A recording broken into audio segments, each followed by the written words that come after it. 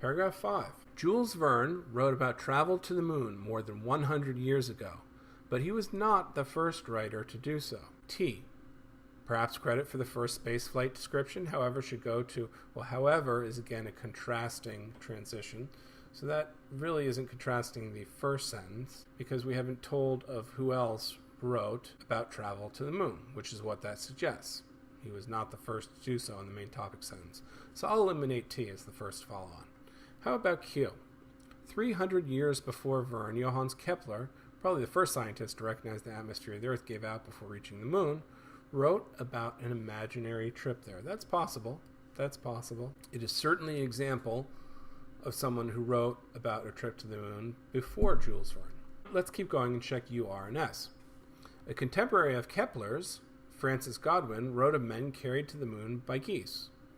Well, a contemporary means he's at the same time as, and that would be 300 years ago, or 300 years before Jules Verne.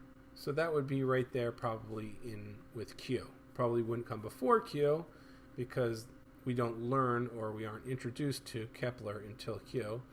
So it would follow Q most likely, indicating a contemporary also wrote about a trip to the moon.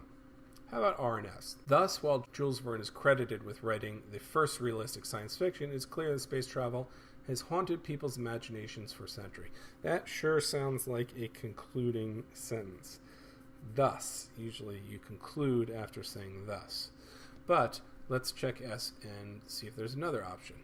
Even earlier in AD 1010, a Persian poet described a trip to the moon on a throne pulled by eagles. Well, okay.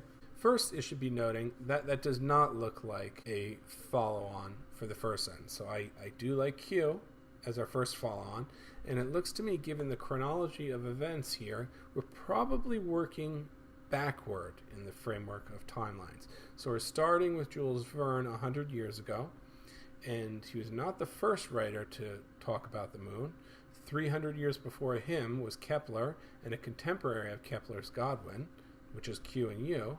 And it looks to me like S, the sentence we just read, would follow that, taking us a few hundred years even earlier. And it says that, even earlier, the transition, which gives me the hint that it follows Q and U. In AD 1010, a Persian poet described a trip to the moon on a throne pulled by eagles.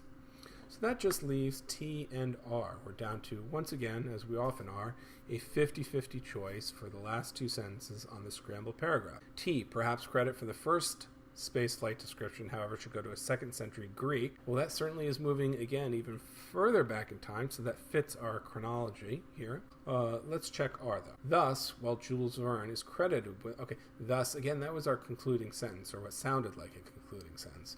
So it looks pretty clear that T follows S.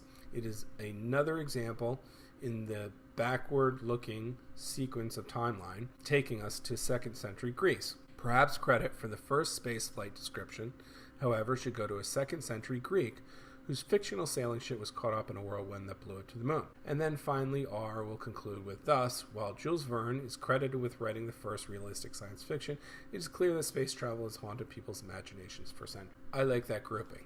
I hope this summary or review of scrambled paragraphs has helped, and I wish you luck.